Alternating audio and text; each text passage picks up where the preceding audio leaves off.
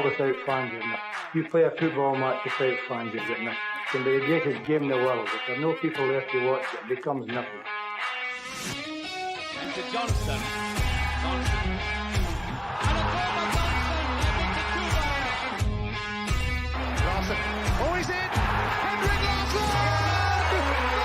That is sensational. Nakamura. He has done it. Isn't that just typical?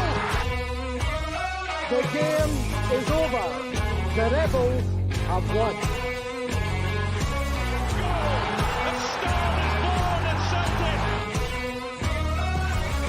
Champions, that's who we are.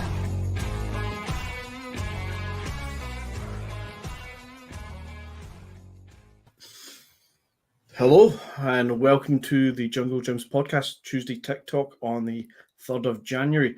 Bit of an unusual one. It's 2 days in a row doing a podcast, and I don't know if we're going to run out of things to say at some point, but you've got me hosting for tonight, first time for a long time, and you've got James who's joined me tonight. The other two candidates are Paddy and Gavin, who have taken a wee bit of a time off for tonight. Something about babies and hospitals and stuff. I don't know, but what they'll play it.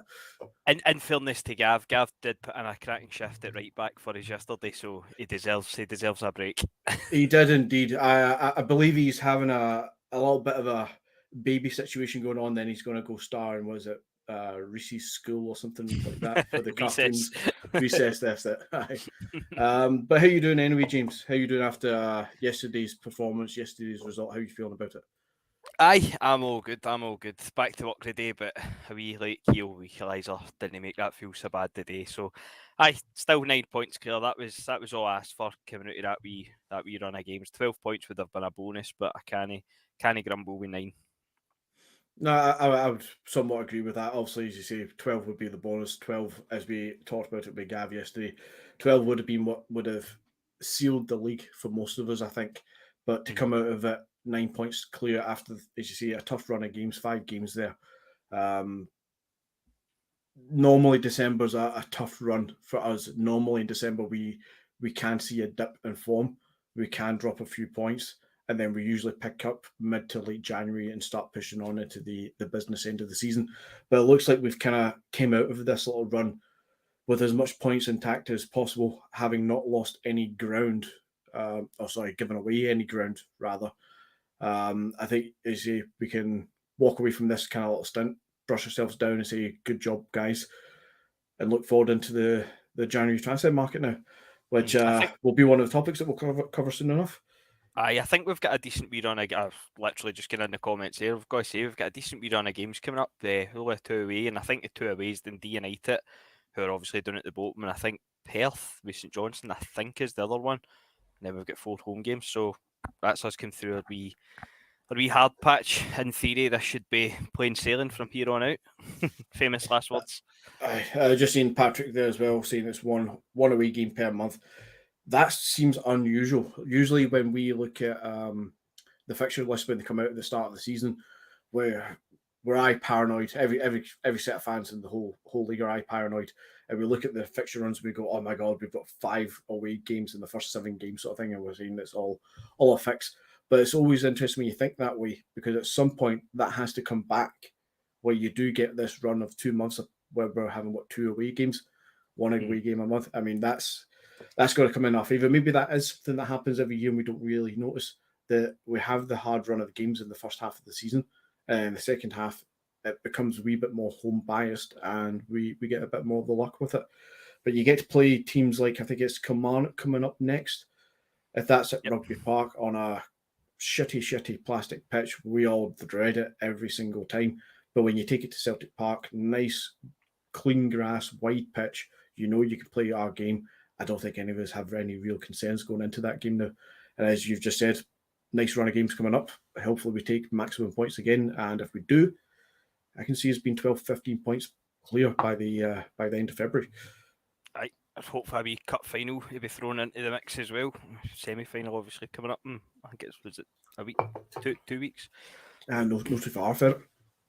I think it's anyway, Monday. So yesterday's game, there wasn't really many massive talking points as far as Celtic Rangers games are concerned.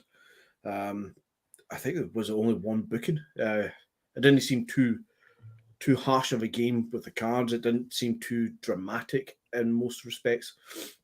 But it did bring up a couple of talking points, especially when it comes to the use of VAR, which I'm not wanting to recap the whole game. We did a really good podcast yesterday, I feel, and I think we covered quite a lot. But let's just touch it on VAR just a little bit as we realise I think John Hart's has called it embarrassing when the Golson penalty claim wasn't given. I don't think it was looked at by VAR. I think we've all now had time to have a look at the Starfelt tackle on Sakala, where I never got a chance to see it yesterday again while doing the podcast, but I've seen it a few times now this afternoon, and it's for me, it's definitely not a foul. If that happens anywhere else on the pitch, then the ref boys play on. He doesn't talk about it. The players slides in, Starfelt slides in. It looks like it's going to be a great tackle. I think later on in the game, Carter Vickers actually does a similar tackle on the other side of the 18-yard box, and it's actually a brilliant tackle. So if he gets the ball, we're all loving it. He doesn't get the ball, but he also doesn't get the player. The player's stretched his leg out to control himself and to control the ball, but he's not controlled the ball, and instead he stood on Starfelt's leg, which is then stretched him further out. Who's to blame there? Nobody, in my opinion. What do you think, James? I think we've got different views on both the penalty and the penalty claim. I think the Starfelt one's a stonewaller. I think watching the game live, it was one of the ones you could see it happening before he actually done it, and it was like slow motion. You're just thinking, don't slide, and then obviously he slides in. I get what you're saying in the sense that Sakala does stand on Starfelt's, I think it's his boot essentially, and that's what takes his leg away. But if Starfelt doesn't make that tackle, then that doesn't happen. So I get what you're saying to an extent, but if to be honest, I think it's a stone wall, and I think if it's roles reversed, then I think we'd be up in arms if we didn't get that.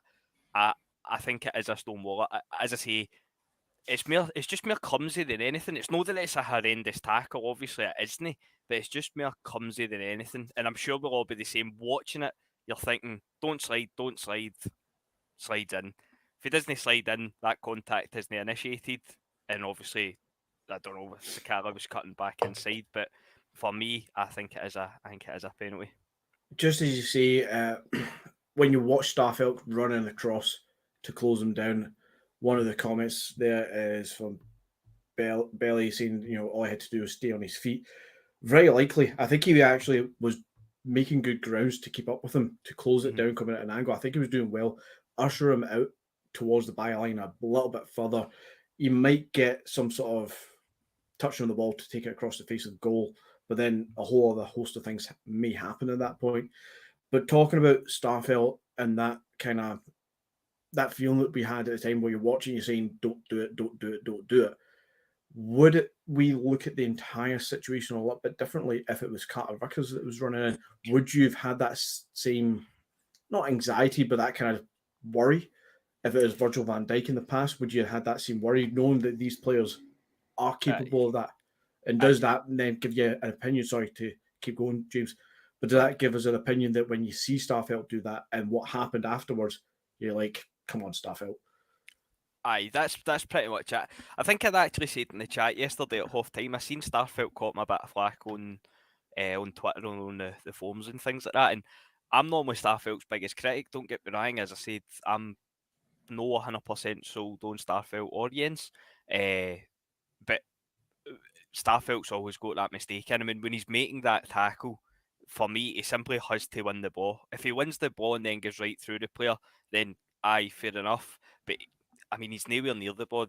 Sakala's chopped the ball back and Starfelt slid right across, and it's because he's done that. That, as I say, with the chop back, that's what initiates the contact. If it's Carter Vickers, to be honest, Carter Vickers probably doesn't slide in. He'd probably stay on his feet there, and to be fair, he'd probably just shoulder him into Rose Ed, wouldn't he? But aye, that's it for me. As I say, Starfelt and Jens, I don't think there's much between them, and I feel as if they have always got a mistake in them. I think they've shown that throughout their time here.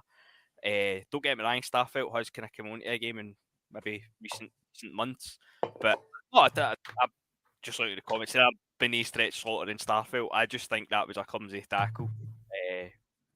I think it is a penalty.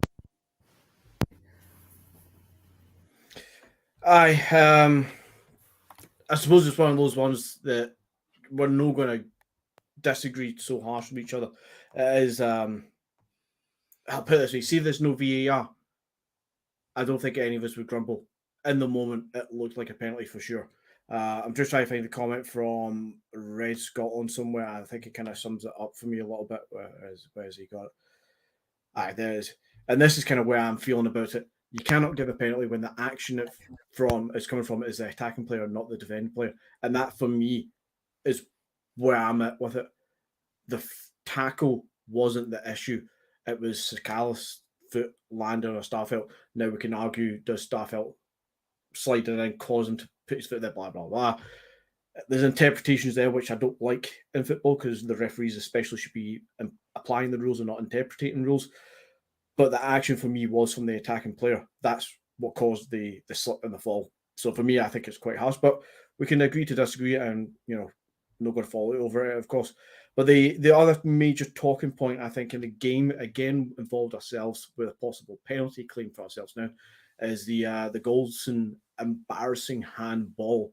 We've all seen, I think, today, the side shot, the still image, where he clearly has got two hands up right in front of his face and the ball's changing trajectory.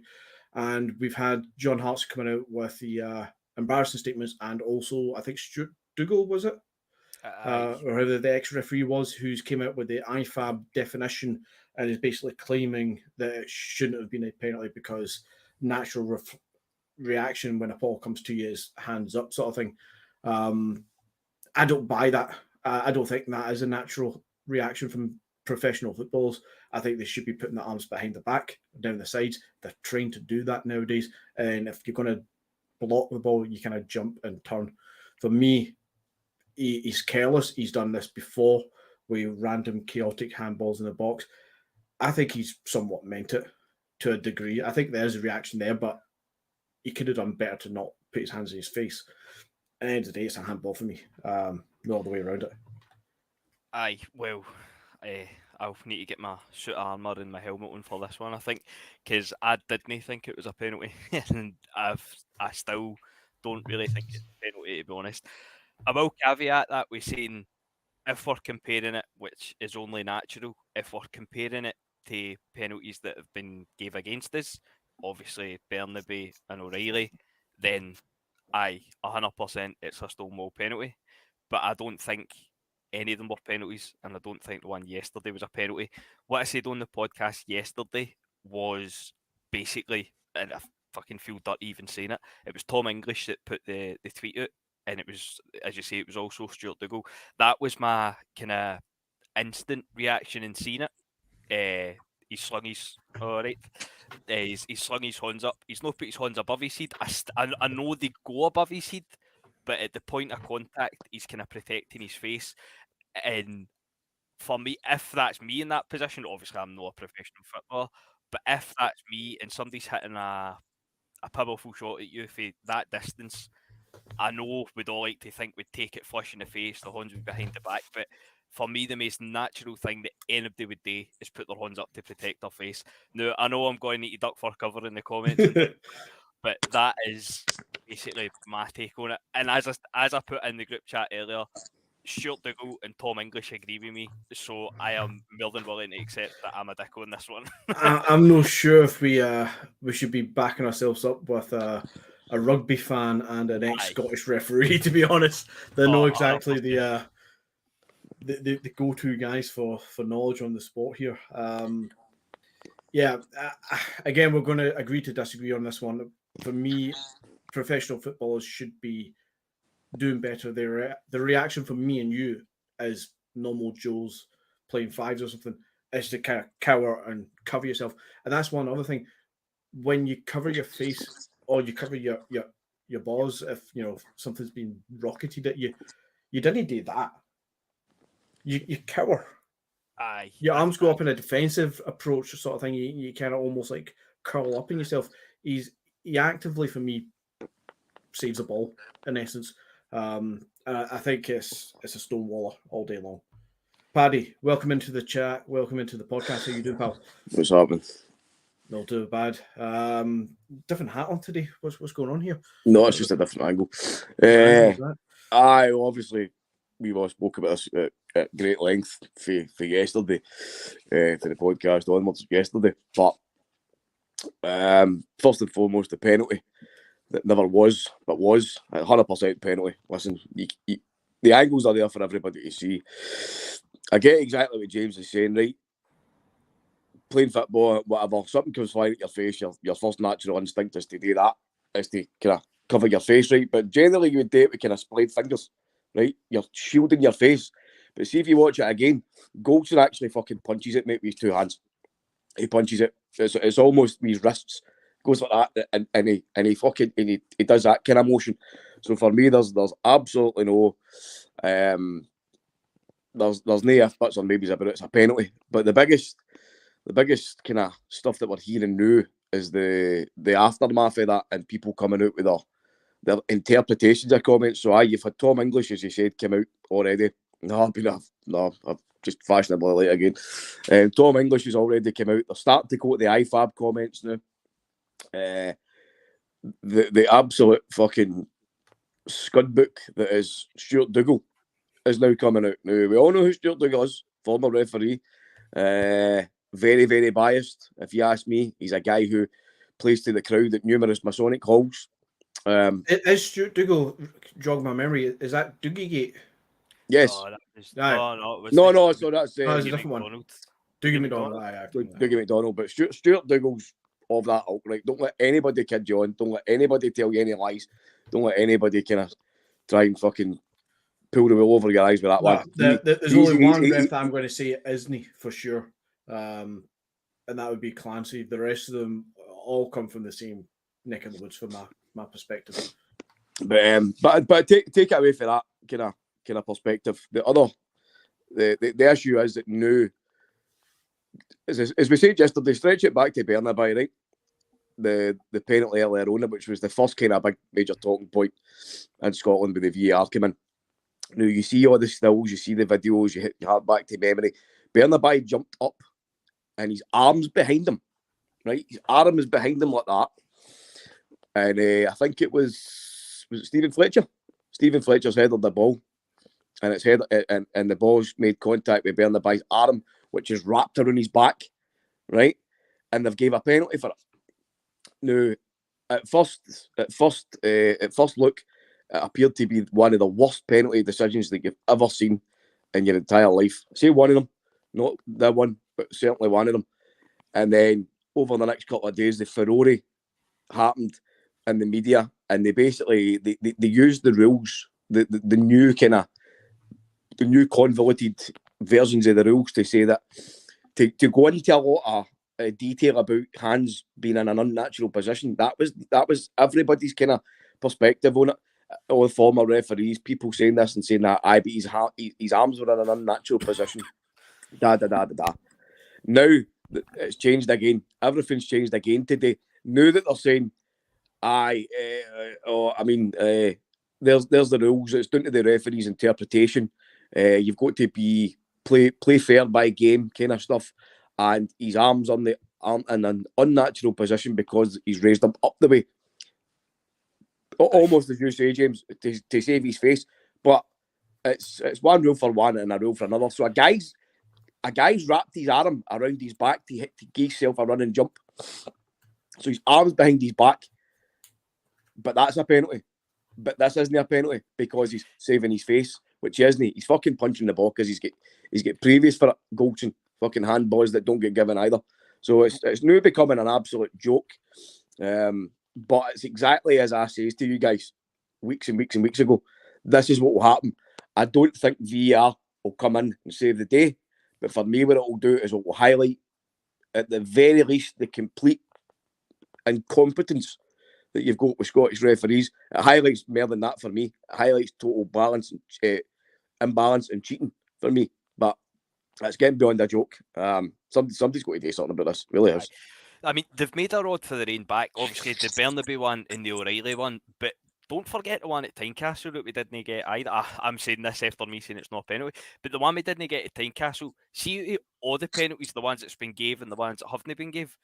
That one at Tynecastle for me is about as stonewall a penalty as a penalty can be. His arms actually out for his body, out at the side, and it stops. I think it's Forrest, in it. It stops him from going through.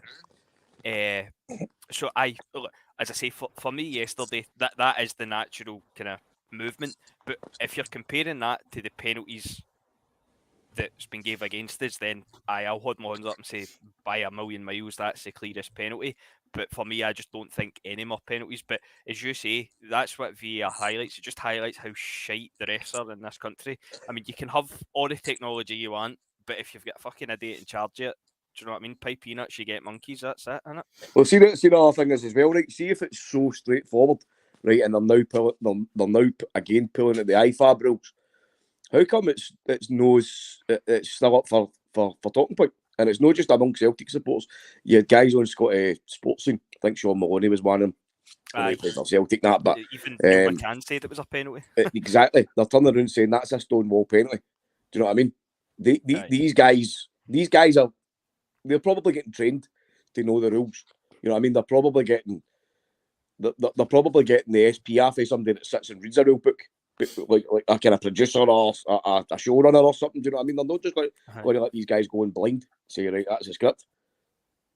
So I'm glad James brought up the Hearts one with James Forrest, and the hand was kind of, it wasn't flat out like yawn. It wasn't down by his side. It was kind of in between. He'd made his body bigger, but it's still kind of downwards in that angle. And we were all up in arms when it happened at the time, thinking, how are we not getting this penalty? What's going on here? And it was a pain in the ass. And for weeks after that, we've actually seen other penalty claims where the arms are down by the side, the ball hits, and we're going, well, you've made a precedent already. We can tell you that you're not going to give those penalties. Then we see things like the Bernabeu one. Then we see other instances that we're saying, well, you basically get a penalty so long as the ball hits your arm, that's not by your side. And then you come to the Rangers Hibs game where Sands has his arms right out like Young, bounces off him, changes direction. They see nothing about it. Golson puts his arms up like that, bounces off him, changes direction. O'Reilly's got his arms down by his side, bounces off him, gives a penalty. So what one is it?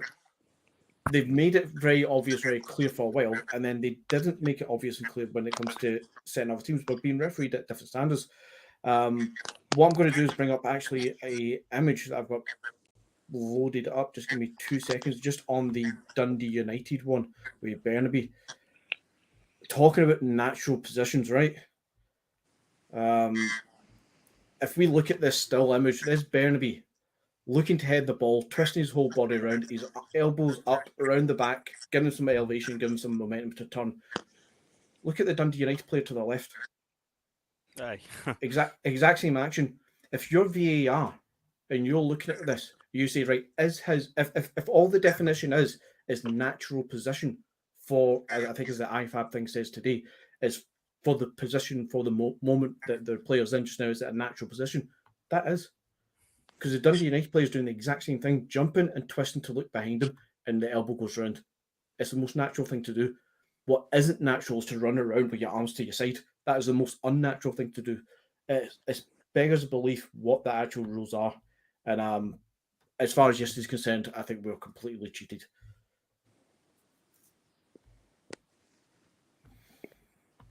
Aye. Anyway, off silence after that point. No, you'll have no arguments with me about that. Good. It's the first time I've had that. I've grew up watching football long enough to know fine well that there's skullduggery goes on. To put at the very least, skullduggery. It's fucking ridiculous, to be perfectly honest. But you expect that. I mean, you look at the tables for penalties given and penalties conceded. They've not conceded one penalty this season. No, and it's absolutely mental. Zero. It happens often, but we're paranoid and all that stuff, aren't we?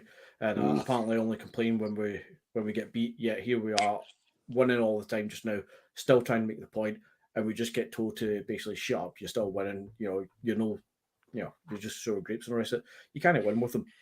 What I hope is that somebody behind the scenes is creating some sort of catalogue of disasters, especially, even if it's not by the club, somebody somewhere, hopefully making some sort of video evidence that says, here's everything that we got done with.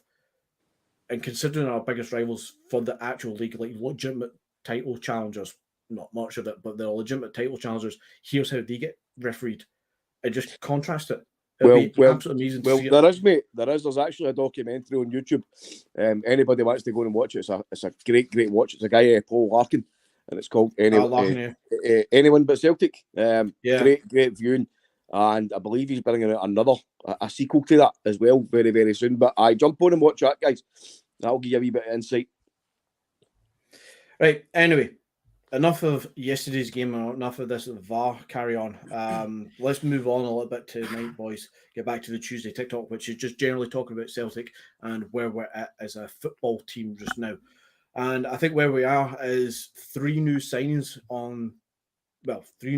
before January opened, the January transfer window. That's Kobayashi, Johnston, and Iwata.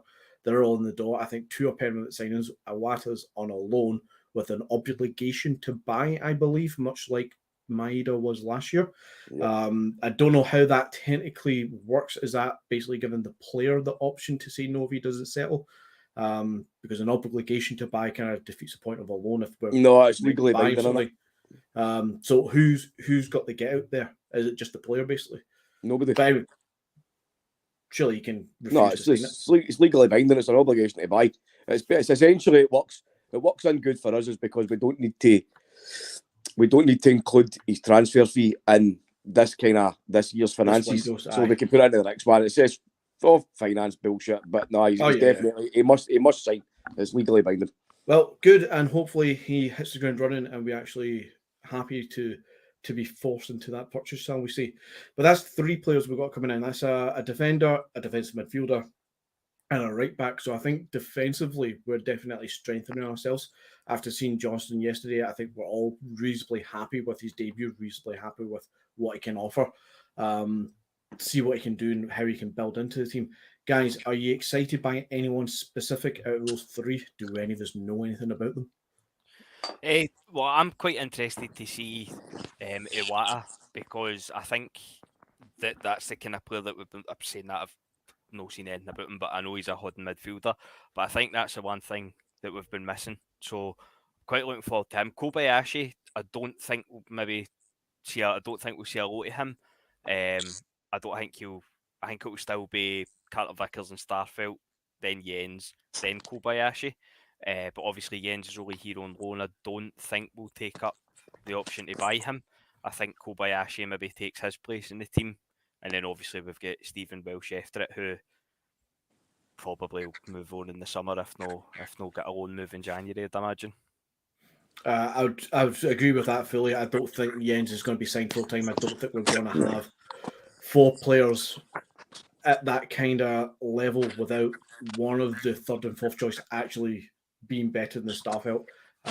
There's too much of a similarity and a kind of wait and see with all those kind of players there, Carter Vickers aside.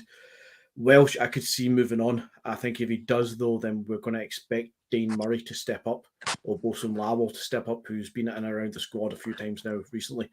However, his early introduction to a Celtic team wasn't looking that great early in the season. So who knows how either the two step up for next season if Jens and Welsh don't come in. Just sorry to nip in there, just when you're talking about Lawal, I was at that B team game at Parkhead at the weekend there, and don't get me wrong, he had a wee bit of a shaky start, but the full team did. But after the first kind of 5-10 minutes, Lawal genuinely, I know obviously it's miles and miles apart in terms of levels, but he put me in mind of Van Dijk because he was strolling forward with the ball and people were just bouncing off him. He looks massive for like that level.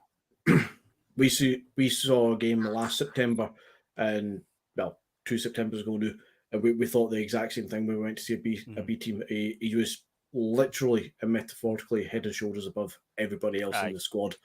He looked like he was bossing the game. But then as soon as he came up into is that a wee pun there, was it? Boston. Oh, Boston. Yeah, I didn't mean that one. Right. But once he came into the first team squad at the summertime there, it was a bit of an eye-opener of the vast difference in levels of what the B teams are facing to what they need to be ready for. So for me, guys like Bolson Lawal, they need to go out on loan. Rocco Vata, I loved the look of him when he came on for his wee 7-minute cameo last week. I'd love to see a bit more of him, but if he's not going to get the game time in the first team just now, he needs to go out on loan to Ross County, a Hibs, or somebody in the SPFL to get the adequate game time to make him ready for us, hopefully next season or the season after, whenever it kind of works. We're looking at 3 in the door. Are we looking at anybody else that we need to come in now for January through to May? Who else do you Well, want, I guys? think, I mean, according to the rumours doing the rounds on the socials, is that we've apparently applied for 3 work permits not a few weeks ago. I believe it might be for the South Korean guys. It's been mentioned. Excuse me. So obviously you've got the striker that was at the World Cup. I'm not even going to dare try and pronounce their names. I'll try one actually. I think one was Cho Hee Sung or something. The big striker, the big guy that's been on fucking South Korean Vogue magazine and all that. So apparently something actually mentioned in the comments. Apparently his agent has said that he won't be going to Turkey because Galatasaray was supposedly interested, but he doesn't want to go to Turkey. There you are, Plunge McNugget, great name. The other fella as well, I think he's a striker of some sorts. I'm sure he came out the other day and said he basically confirmed that Celtic's interest is a fact. He basically came out and says that the social media report, the media report, that was doing the rounds on social media was not fake, and that Celtic have approached him. So it's too much of a coincidence, and you've got a few people that are in the know that have been saying this for the last few weeks now, that we have applied for permits to get these guys. It might not happen, obviously, but you can still apply for permits, which means that you're actively trying to get guys in. That just looks like fucking gobbledygook to me, Lanky. Sorry, mate. But I think it might be interesting if we're looking at 2 strikers, because if that's the case, then I would imagine, reading between the lines, that Jackie Makis won't be here that much longer. Obviously, we know about Juranovic. Juranovic has been courted in the media, certainly, by Barcelona, Chelsea, Atletico Madrid, anybody else you want to mention. And judging by his performance as well yesterday, I think he's right up his arse, that boy. Now, a lot of people are talking about his position. This is a guy who's played at left back before. He's played very, very well there. He's never, ever played that bad. He came back for the World Cup there, and he was all smiles and sunshine. He was speaking about how confident he was and how the World Cup had done him well, and he was so proud to represent his nation, which is fine. That's a fact. Great stuff. Great to hear it. But then he comes in and he plays that kind of performance. It's very, very strange. Very, very strange indeed, as I say, especially for a guy that's played in that position before and done really, really well. So I think he'll definitely be out the door. So do we need another replacement for him? I don't think so, Paddy. Sorry? I don't think we need a replacement for Juranovic. I think he's definitely for the off, and that was going to be basically one of 2 of my next kind of topics, and we'll go on to it just now, is guys like Juranovic. We've been here before with guys like Christie, Ayer, Edward, throughout the Lennon kind of last season and into the start of the Angier, where players had their head turned for whatever reasons, and they're already checked out of the club. They're out the door, bags were packed, and they were halfway down the motorway. Is it going to be the same case for Juranovic at this point? And is it better for ourselves that we basically keep him on the bench for the time until we figure out what he's actually doing? Because he's gonna leave us in the next 5 to 6 months. It's whether or not it's going to happen in the next 3 to 4 weeks or not is the big question for me. Same with Giamakis. It's not a case of if, it's when. And it's going to be soon for both of them. I think once your head's turned, is there a detrimental to playing them too much when there is other options for us? And when it comes to Josip, you've got Anthony Ralston and you've now got Alistair Johnson. assuming we've got Taylor and Bernabe both fit for the left side, we have 2 for each position. Can we afford to play Josip in his experience, or do we just park him for now? Well, obviously, Ange said yesterday. Well, he came out and said yesterday before the game that Juranovic wasn't 100%. Now, does that mean fitness-wise, or does that mean mentality-wise? Don't know. But certainly on the showing yesterday, it's fucking certainly mentality-wise. But I think the differences between Juranovic and Giakoumakis obviously is that Juranovic, in my opinion, is that his head's been turned. He's getting the he's getting courted. I don't think anybody can deny that, or try and put a negative spin on that and say that it's not happening. It is happening. He's being courted. I think he's 28 maybe 27, 28. So he's old as that? I think so, mate. Aye. I think he is. So he's to be honest, mate. See on that basis, we're going to a World Cup semi-final with Croatia. You could see that maybe at that age he's trying to work his ticket and trying to get that bigger move, because football's a short sport. It's a short. And you know what I mean? So, you didn't judge a guy like Josip coming into the club at this kind of age, 26, 27, 28 now. He's been here for a year and a half. It would be great to get 2-3 years out of them, especially when we give them 5-year contracts to try and protect ourselves for this kind of scenario. But at the end of the day, this is what these guys are here for. He's come from Poland, from Liga Warsaw. He's came into the club. He's not here to be, 5 years, 6 years run out his career here. He's here to prove himself and put himself in the shop window and get his big move.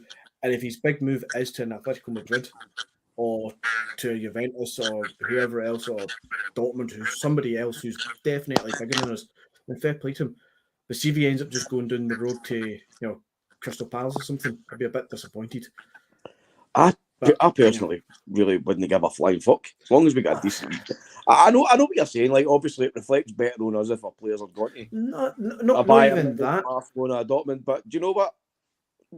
We've done really, really well in the last 10 years on a rolling basis, getting players in, selling them on for a profit. So I don't think even if it goes to like a Crystal Palace, it's going to do that much for your reputation in a negative spin.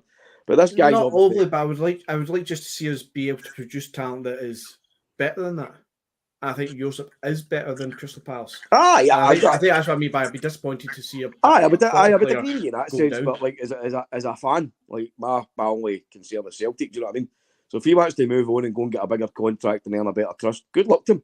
But don't think that you can, in the meantime, turn up half-hearted and no put in a fucking performance, because it's not happening. It won't be allowed. I think, as I said, with Giakoumakis, it's slightly different. I think the rumours and reported situation is that he's knocked back the improved contract, because there was that chat, I think about a month or two ago, that he'd been offered a new contract. Him and somebody else. I can't remember who it was. Was it? Definitely Giakoumakis was one of them, but somebody else. Apparently the two of them got offered kind of bumper new deals. But allegedly he's knocked it back, and I can see that tying in with the lack of game time, right? Because obviously there's a debate to be had between strikers. I don't think we need to go into it tonight, because we all know, we've all heard it. Ange obviously fancies Kyle. He doesn't want to drop him. Giakoumakis isn't getting anywhere near enough game time, in my opinion. Ange isn't managing him that well either, if you ask me, because any time he's getting played, he's been played in a role that isn't natural to him. Anytime he comes on, he's got to play Kyogo's role, right? But that's a different debate altogether. But I don't think he's happy in the sense that he isn't getting game time. And he's another guy who's, I think he's 28-year-old, maybe 29. Well, so he's on the older side. Aye, so listen, this guy needs game time. If he wants to go, by all means, see you later, pat in the back, we'll replace you. And I think Ange's the type of guy that will just say, listen, do you know what? If there's any rumblings at all, we'll sit down and have a chat about it. If you want to leave, fine, I won't stand in your way, because it's a football club, mate. It's no the Giakoumakis show, the Juranovic show. We'll get somebody in to replace you. We'll hopefully make a bit of money. Hopefully get a decent move, get yourself a good contract, and that's it. Part ways. To be fair to Giakoumakis, so I think it is understandable for his side as well. Because, I mean, we've all said it, like, we expect him to start games, and then he's coming on, he's only getting the last kind of 20 minutes or whatever, and then you think, right, Kyogo's been poor, he's nailed on to start the next game, and it's still he sticks with Kyogo. I think it's clear that Kyogo's his favourite, but Giakoumakis has never really let us down when he's come on, apart from that Livingston penalty. No, but he's never let us down when he's come on, and he's looked good. He's been good. He's been a cracking signing, really. So I can't really begrudge him, because obviously he probably does deserve more game time than he's had, really. But I think he'll be away in January, because I think he's not even getting, when Ange makes his subs with kind of like half an hour or whatever to go, he's not even getting on then anymore. He's in the second batch that's coming on with kind of 10-15 minutes to go. So I definitely think he's out the door. Right, well, see on that note, James, right, this is a question I'm going to ask it to you guys, right? So obviously Ange kind of went for the jugular yesterday because he knew he had to. So he's put Giakoumakis on. He's played him upside Kyogo. So he's went 2 up top, right? So he's chasing a goal. So rightly, very rightly, he needs to put on 2 strikers. We've all been clamouring it for a long, long time. He does it and it works. You see the impact on the goal. So Joe obviously gets the ball, does the wee drink and run, leaves Tavernier on his arse, slots in Aaron Moy, your good friend, who puts in an attempted low cross. It bounces off the player, and who's there to fucking use his physical? He's physical. He's physical arse, mate. He's there to use his physical, and he gets the ball, and he manages to get some contact on it, and the ball falls lovely to Kyogo. So if it wasn't for Giakoumakis being on using his physicality, the ball wouldn't have landed at Kyogo. You look at yesterday, right, and to try and condense this before I start fucking waffling, Angie's team's played some beautiful football, but at times when we've come under the cosh playing up against a team that showed a bit of physical aggression, we've crumbled, right? We have crumbled at times. But yesterday shows still the importance of physicality in football. Carter Vickers was absolutely immense. He was a rock. He was fucking so complete as a central defender. And he did everything that a central defender needs to do. He was bullying 2 and 3 and 4 guys at one time. Giakoumakis comes on, does the same thing. We get a go with it. In the middle of the park, we're still a bit suspect in that respect. The fact that we're still kind of weak, if you want to call it that. So I think we need to focus on getting that spine as strong as possible, even having options. Even if Awata's going to be the guy who comes in and bees that kind of backup option, where if you're going to be playing against a team who is going to start flinging fucking elbows and knees at you and whatnot, we still need excuse me, we still need that wee bit of steel in the midfield. Aye. So I've been thinking, sorry, James, I've been thinking about how do we approach games, and I think we've all discussed this for many, many years, especially in the SPFL. When we're coming up against teams who are parking the bus, teams who aren't bothered about winning the midfield battle because they just don't think they can do it, can we see ourselves at any point other than throwing everything at it like we did yesterday? But can we see ourselves at any point playing the old school 4-2-4? Where I think we've got the players. If you look at Maid on the left, Jot on the left, or Abad on the right, with the 2 strikers that we're talking about right now, in Kyogo and Giakoumakis, who I think can play the little and large kind of role, and have a midfield duo of Hatate and McGregor. Just let them do the legwork and ping the balls forward, and just let the ambush of attack to break through. Is there a point to trying that in this league anymore? Or is it just I think you've got more chance of seeing a 3-5-2 more often. Yeah. And I'm only saying that because, sorry James, I'll let you in a wee sec, mate. I'll just rattle this off very, very quickly. The only reason I'm saying that is because we've signed what's his name? Johnson. And to me, he doesn't look like a natural right back. But I won't be too harsh on the boy. He did all right on his debut yesterday. But he's played, obviously, in a back 3. We've signed Kobayashi, who's naturally a left-footed centre-back. So, for me, there's going to be a scope there where we're going to possibly play 3-5-2. It looks like there's a few people in the comments there. Lanky, for the last one there, kind of sees it as potentially that way as well. And I think you're calling it quite rightly. Has Ange ever done it before in his career? Great minds, Lanky. To Celtic, who knows? I think he has, mate. I'm sure I've seen a comment says that he played that way in Japan a few times. Then let's see it, because Johnson definitely did it at the World Cup. He played the right side of a back 3 at one point for Canada. Before we go rambling off even more, James, we'll let you come back in. No, I was just going to say I wouldn't be surprised with a 3-5-2. A 4-2-4 at home against certain teams would be fine, but I wouldn't fancy going to like Tynecastle, Pittodrie, your kind of in theory, your harder away games. With a 4-2-4, I think it would leave us too open at the back. But I definitely scope for a 3-5-2. But then, obviously, I'd argue that our kind of main strength is our wide players. So you're maybe kind of losing your wide players playing that. Your Jota, Zabadas, Haksabanovic, and the rest of them. I think we definitely, as you were saying about Johnson and Kobayashi coming in, if you think about the attacking players, just think about what Strangelove just said there about the kind of three up top. You've got guys like Maida and Jota who can play very far advanced and come into the central, and a guy like Abada who is not a winger in the sense that Aidan McGeady was or James Forrest is for us now. He's not that natural winger. He's almost like Samaras was, but on the right as opposed to the left. He's not quite a striker, but he's not quite a winger. He really is that inside forward who needs to support in a front three. And yeah, I think you could see a combination of a 3-4-3, a 3-5-2, where different things happen. I think there's players in our squad that we can play a different way in a different system. It's whether or not the manager is willing to change it, which I'm not advocating that he does, because we're doing well as it is just now, so we don't need to. But the options surely are there. But then you know what it's like sometimes when you've got a squad, it can become stagnant. Do you know what I mean? Yeah. We've saw that before. We've saw it with Martin O'Neill's team. We've saw it with Strachan's team. We've saw it with literally every manager that's been here for a while. Even Lennon, to an extent, had to change his team umpteen times. Had to change the formation, and it worked. So, talking about players, there's another subject that I wanted to bring up tonight. It's one of the last ones that I've actively been thinking about to try and come up with a conversation. No, it's not to do with XG. Even better. We got news today. I think James knows a wee bit more about this than I do. But we got news today that Mikey Johnston playing in Portugal on loan just now. He's had 13 games, I think, since the 23rd of October. 3 goals, 3 assists across all competitions in Portugal. They've announced that they're not going to take up the option to buy him, so he will be returning to Celtic. I don't know if that's in January or if that's just at the end of the season, we're not committing to him. But where does he stand for us?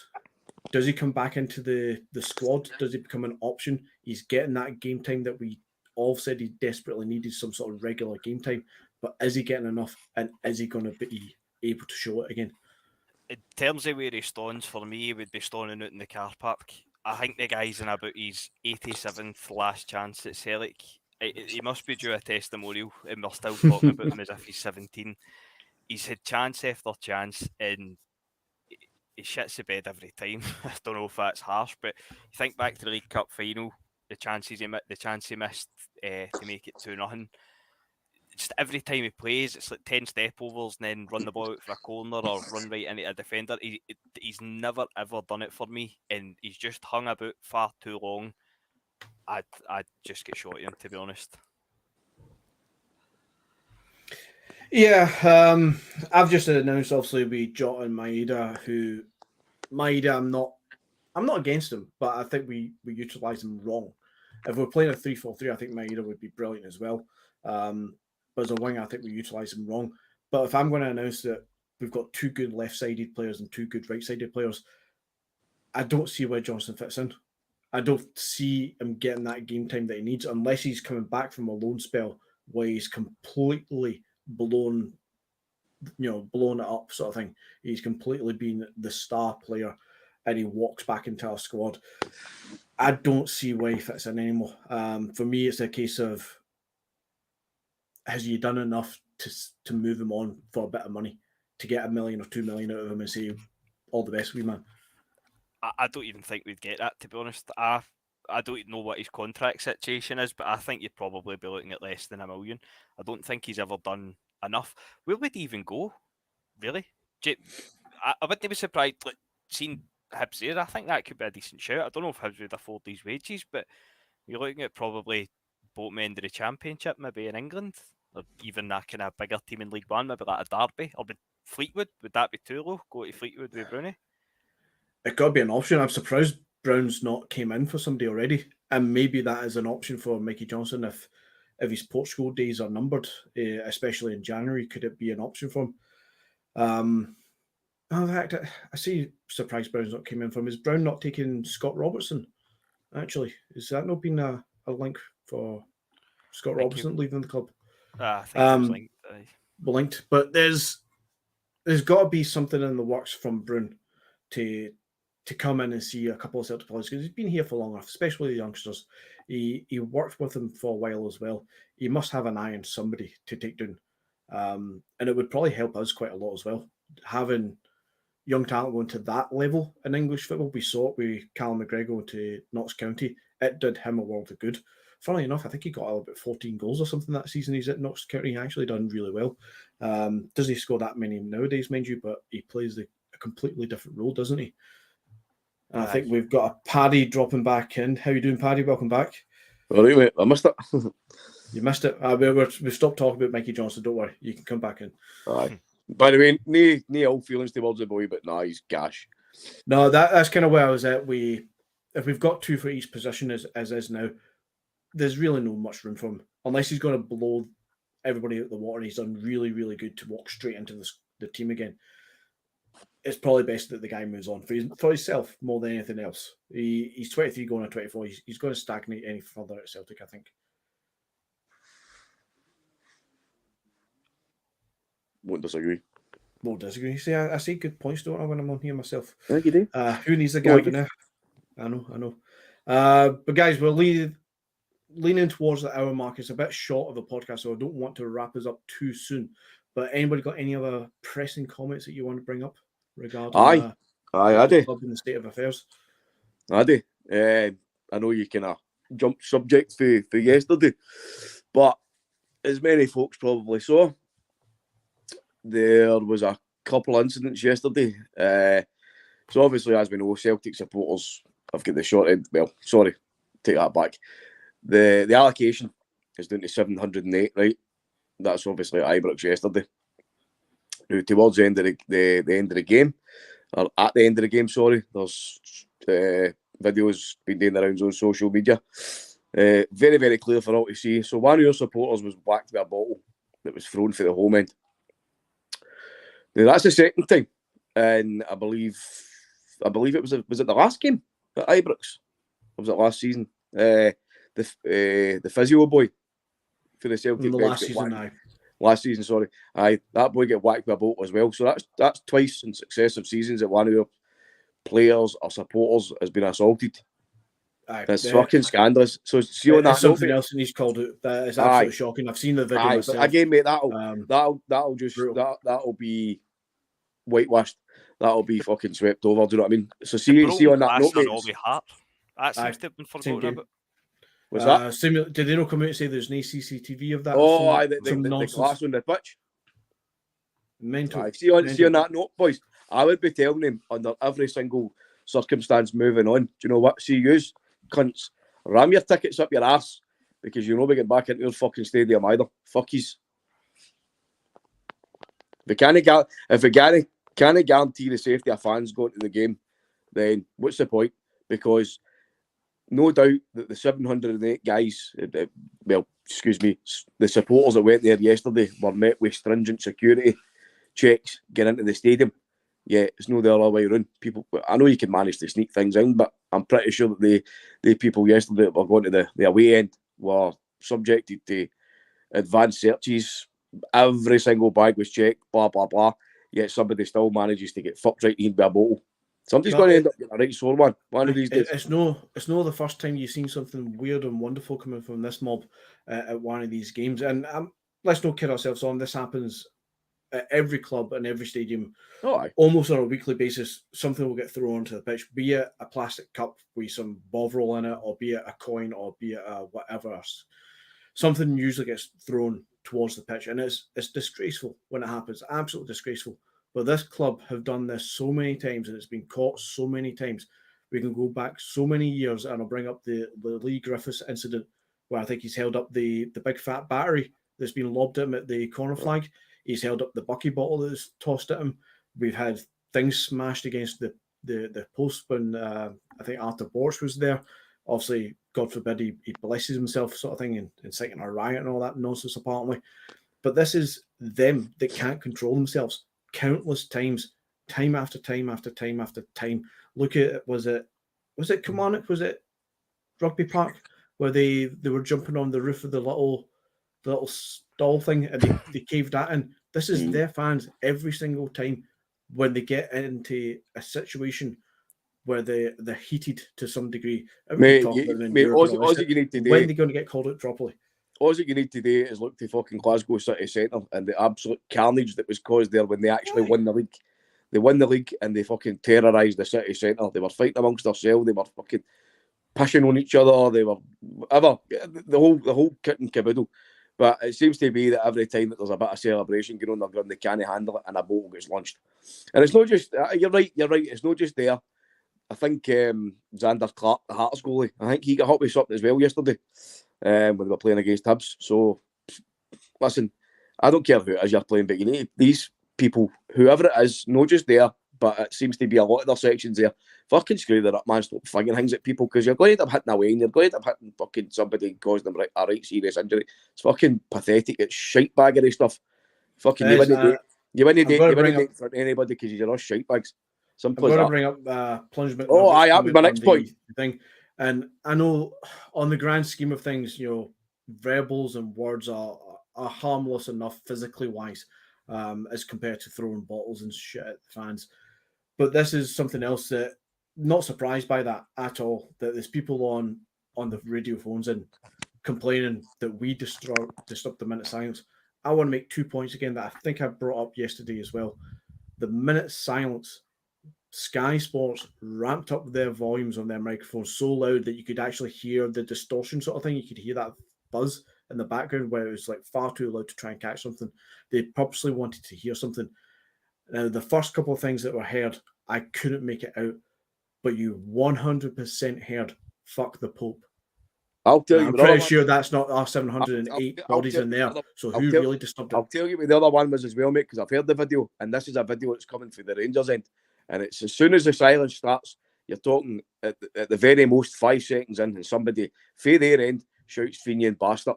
Now, we all know that silences can be interrupted, right? Because you've got bombs everywhere, right?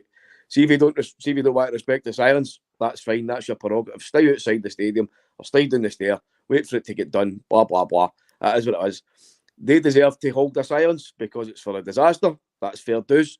But listen, as Andy, the Baldy Trucker, said on the Celtic Supporters podcast just before you guys came on, it's a very, very good point. They're well within their rights to hold silences, but they know exactly what they're doing. They're no fucking stupid. And yeah, that brings up the point that Gary's brought up here as well. See, before you do that, mate, I'm just going to mention one guy's name, and this guy is a putrid fucking pollution of a man, and it's Bill Leckie, and he wrote a column today in the Sun. I won't urge anybody to read it because I don't want you to go and click it and give them fucking clickbait, but that guy is a wanker. He's come out and slaughtered Celtic fans and Celtic fans only for disrupting a silence. Well, mate, there's videos on social media that will tell you otherwise, because the very first one to shout out was somebody shouting Fenian bastard for the Rangers end. There's a reporter guy, I think his name was Simon Roundtree. He was on Twitter, said, and this is during the game, says, I'll paraphrase as best as I can, but he was basically saying that he was at the game and the home support are shouting to the tune of Tina Turner, that fucking fuck Muslims and Catholics and blah blah blah blah blah. You know what I mean? But yet you've got one arsehole coming out and writing in the Sun about fucking a section of idiots ruining the game because they allegedly disrupted a silence. Fuck off. Take your pish paper somewhere else and go and fuck yourself. Absolutely not surprised. And this is a good point from Gary, and it's something that crossed my mind as soon as I heard the announcement of the tannoys yesterday. They announced it, as they always do for this game every year, and well within the rights, and 66 people being crushed and dying at a football stadium. It should never happen. You shouldn't go to a football match and be subjected to verbal abuse, physical abuse, disasters, tragedies, all this. None of this should ever happen. Everything that we're talking about in the last 10 minutes, none of this should ever happen. But we've got a situation that they could have controlled a lot better, but they didn't, because it's all PR stunts and they all want certain things to happen. They want things to happen so that they can play Billy Big Balls. But you had 3 other things that they could have had a minute silence for. And I'm not saying one takes precedence over the other, or one's lesser or more, whatever it is. But they could have easily turned around and said, a minute silence, as we always do for the disaster and the tragedy. We're going to do also pay tribute to Pelly, Frank McGarvey, and I dare say they could have added in the Pope as well. Now, would they have? Probably not added in a third one, but they could have at least added in the other 2. And that would have squashed any need for anybody, because everybody then would say, oh, actually, I'm going to disrespect Pelly, I'm going to disrespect Frank, I'm going to disrespect the 66, whatever it is. But no, they didn't do that because they wanted to see what happens every single time. And the wee mates at Sky Sports crank that mic right up to try and catch something. No.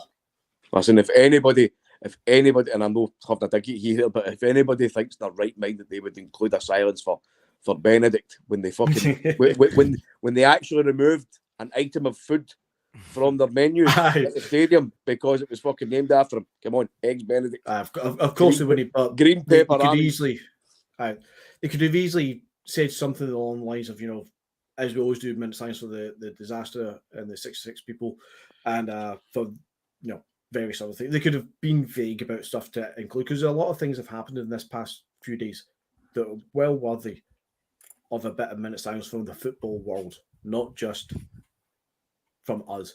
But anyway, enough of them. Let's move back onto the Celtic thing. There is one subject, actually, Paddy, and James, I realise we've basically just been ranting away. You're in the corner thinking, what the hell is this? But let's bring it back to Celtic. Let's bring back to a subject that I think, Paddy, you've been keen to try and get my opinion on for a few weeks. And officially, it's the 3rd of January, so officially he's been in the door for 3 days. Peter Lawwell, where do we stand on him? What's he doing? Anybody impressed so far? 3 days in the job, he's not fucked it yet. Anybody think it's going to change anything? Jackie Marcus and Juranovic out the door, back to his old tricks. Nah, too soon, innit? Too soon. I think I touched it before having a couple of weeks off, sort of thing. So long as he doesn't screw things over with Ange and screws things over with Nicholson, because it seems to be working well, then I'm not happy, but I'll hold my wish as such. And so far, it doesn't look like it's doing any damage so far. If we're still bringing in 3 guys before the window opens, that's a good start to me. And I know that's not on him, but he's no interfering, so good enough for me. I've said this many an occasion now when the news was kind of filtering out that it was coming back in an official capacity. I was never his biggest fan, right? Never was. I could see his plus points. I could I could see where he was doing well for the club, etc. And I could certainly see where he wasn't doing well for the club, especially in the park. But he's never been away. He's a majority shareholder, even when he took the flak for the COVID season, because that's exactly what he did. He tried to take a dairy in the heat after Lennon by announcing his retirement. Italy. But if you look at the makeup of the board and you look at the makeup of the transfer head honchos, so you've got Michael Nicholson. Right, Michael Nicholson took over Lawwell's role, and by all accounts, as far as I'm aware, he's done a fantastic job.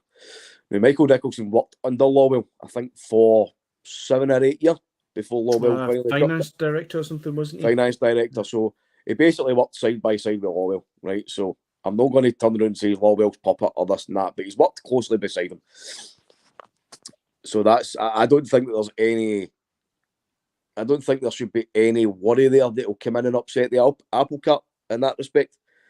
And you've also got the other aspect that his son is now potentially the head honcho for transfers at Celtic. Now, I'm a damn myself. I would never ever do anything to impinge my boy at his job. I would be doing the opposite. I would be fucking jumping over hoops to make sure he was well thought of and he had things in place to get on with his job and be successful at it. And I know we're all dads here. Gav will be very, very soon as well. And I'm pretty sure we'd all say the exact same thing. You know what I mean? You're actively going to try and help them. So even if for a business sense, there's a personal aspect there as well. Do you know what I mean? And Matt Lawwell's not a fucking muppet. He's a guy who's come in here with a massive pedigree. He's not just Peter Lawwell's son. That guy held a very, very high-ranking job with the City Group. He was part of serious major transfers coming into Man City. Sergio Aguero being one of them. So many others. So he's not a fucking dick. He's not a diddy. He's going to come in and he's going to do his job. So I'm not overly fussed. I'm still a wee bit cautious, but I'm not sitting here shaking myself because he's back in a role. I think it's maybe coming in at good timing because, as I've said before, Lawwell was part of expanding the club's reputation worldwide, and I think that's something that we're going to be doing again very, very soon. Possibly at the start of the season, I would say 99% we're going to go to Japan for a pre-season tour. We're going to be looking at expanding the merchandise there and tapping into that kind of side of the planet, which we've already done with Australia. So we need a guy. I definitely see that happening, and we need to use his experience that he's got in that sense of all credit where it's due. He done a fantastic job for the balance sheet, getting the best money we can for players who we didn't think we were going to get anything for. We ended up getting $3 million for some people. So credit where it's due. He has an ability to come in and to do something great for Celtic again, but he just needs to know his place. He needs to know his role isn't a de facto director of football. He shouldn't have any say in the squad. He shouldn't have any say in who the manager is, as far as I'm concerned. That should be down to Michael Nicholson and at worst down to Desmond sort of thing. Talking about management, going to change the subject just slightly a wee bit more. I think James posted this in the group chat regarding people coming back to the club. A certain Neil Lennon has been quoted, I think it is, as "I'll never say never." Neil Lennon refuses to rule out a sensational Celtic return one day, but admits fantasy scenario is a long way off. From Football Scotland on Twitter.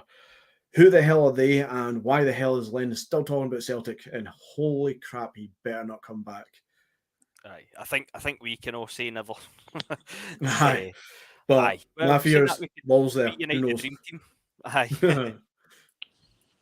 Nah, never for me. I'm still pretty bitter, to be honest, about that season, but and everything that came with it. So, nah, no for me ever in any capacity.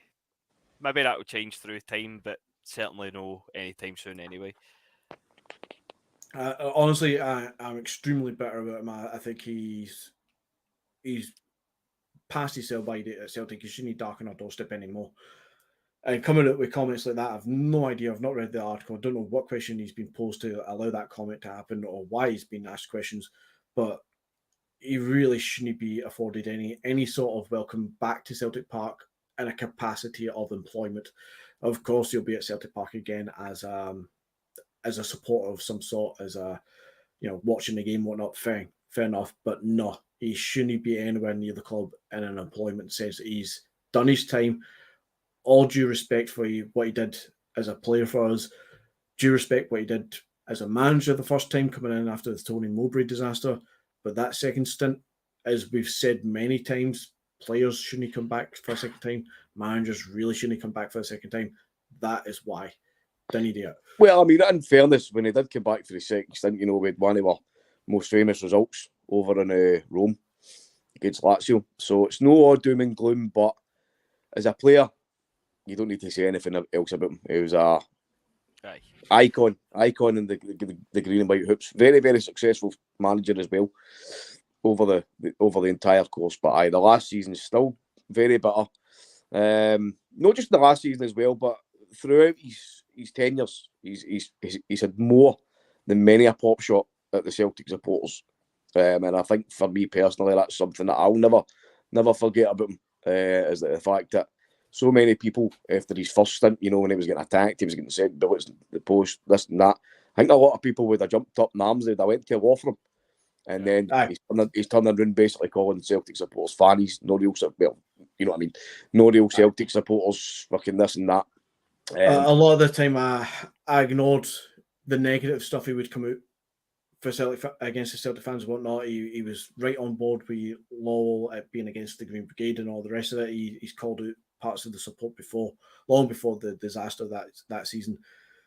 And we'd all kind of somewhat ignore it because he deserved our support. He deserved our backing more than anything else because of the shit that he took from elsewhere in Scottish football. But after that last season, the way he actually spoke about the fans and treated the fans with such disregard and disrespect, it's all came to the fore, and it's highlighted just how bad he actually looked towards the fans, it felt. And for me, still better. See just how different as well. I know it's been done to death, but just how different it could have been. See if he had left after the Hearts game, the treble cup final. See if he'd walked away then, which is when he should have walked away. Everybody and their granny could have seen that was when he walked away. Aye. It would still be hero worshipped here, and how different things could be, obviously, a result of what happened. But I just totally ruined it for himself, didn't he? Well, again, like if he didn't leave after that cup final, you know what I mean? Listen, it was only for COVID happening that Gerrard stayed in a job, because if we played them on I think it was it the Saturday? Was it Saturday we were due to play them, and then the football games get cancelled on the Friday? We would have obliterated them. We would have smashed them, because at that point we'd reverted back to the 3-5-2. We were blowing every single team away, because he'd reverted to the 4-2-3-1. It didn't work, and then I think it was he went to 4-2-3-1, changed it to 3-5-2, blew every cunt away, and we were going to play them on Saturday. I'm sure it was a Saturday. Somebody will correct me if I'm wrong, but we would have fucking blew them out the water. Gerrard would have been at a job. But do you know what? Maybe hindsight's a wonderful thing, because see if that had happened, we might have been left with Lennon. Then after that, we might have ended up with, I don't know, whoever. We might not have got Ange. We might not be on the trajectory that they are now. You know what I mean? Brandishing myself now as a global club, changing our outlook, looking at the way we're actually approaching football now. We don't seem to be penny pinching. We're scouring the planet world and wide for players. You know, things happen for a reason sometimes. I'm quite a firm believer in that. Don't get me wrong, I'm still very, very bitter about Lennon's last tenure, but that's meant to do with his attitude and his total contempt for certain sections of Celtic support and his comments. But again, I say things happen. So bringing it back around, as you say there, Paddy, as we stand just now on a global scale, we're scouring the world for football talents. We've got an Argentinian player, we've got Japanese players, we look at Korean players, and Australians in there, we've got Scandinavians, we've got players from almost everywhere in the world, scattered throughout. We're looking now at new strikers. I think I asked you the question earlier on, what position do you think we need to fill? We've got the right back, centre back, and a centre mid in. And I think I agree with what you were saying earlier, Paddy, about offering, I think you said 3 work permits to people, or applying for 3 work permits. Well, and 2 of them are at least strikers. And I think it's safe to say that we're definitely going to be getting a striker in. And it's really quite pleasing to know that we are still looking far and wide for that next player. We're not going for the old links of Josh Doidge and Lyndon Dykes or whoever else is scoring 17 goals last season for Hibs or some nonsense. We're looking elsewhere outside the box for players who hopefully are going to fit in the mold of what Ange wants, which is what I think he's doing with guys like Iwata. He's bringing in defensive midfielders. He's on his 3rd one now, because I think he realises he needs certain types of players who play a certain type of football to fit into his style. And I'm hoping that's what we're doing with this next striker that we're undoubtedly about to sign. And it might see the end of Giamakis. Just going to try and butcher that name as many times as I can on the podcast. Giamakis, it's no hard. Giamakis. Soft G. Giamakis. Say it after me. Repeat. Giamakis. Repeat after me. Giamakis. Giamakis.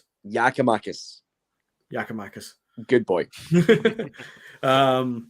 But it's definitely somebody who's about to leave at some point along with Joseph, and it's great to see we're still looking for the next piece of that puzzle. I don't think we're actively trying to sell them, but we're finding the next piece who will come in and hopefully continue to evolve Angie's style. I think it's good to look forward at Celtic just now. It's, as we said at the start of the podcast, 9 points clear still. We didn't get the 12, but we're still 9 points clear. We're running away with this league. It's everything to be positive about. We came out of a hard run of games, and we're looking forward to, I think the guys were saying in the chat, it's 2 away games in the next 2 months. We're on a good run of games here where we should be able to take maximum points. And I reckon we'll be that elusive 12 or 15 points clear eventually. So just to wrap it up there, guys, I just want your opinion from both of you.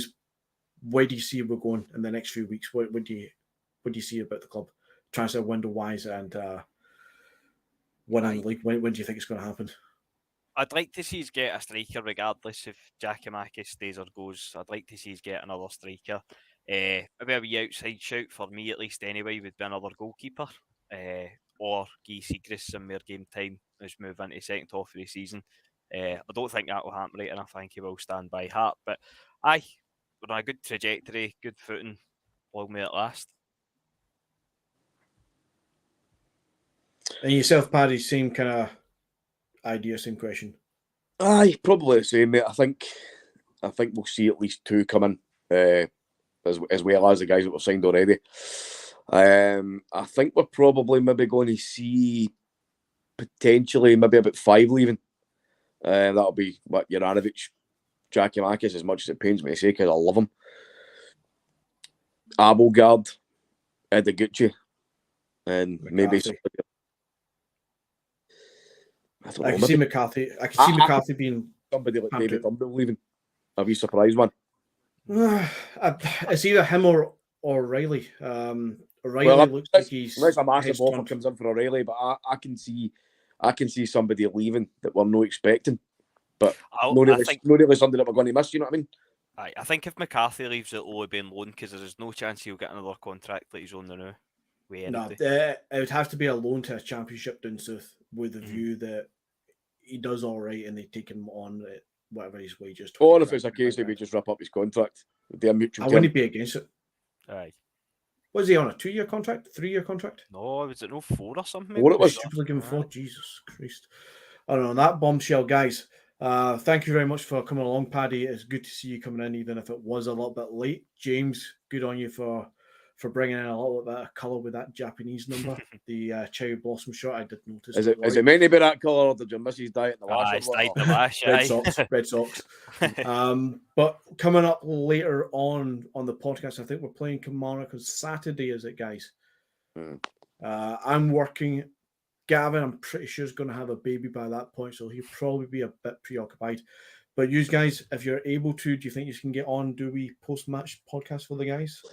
Well, before I answer that, I would just like to confirm here that Gavin is not pregnant.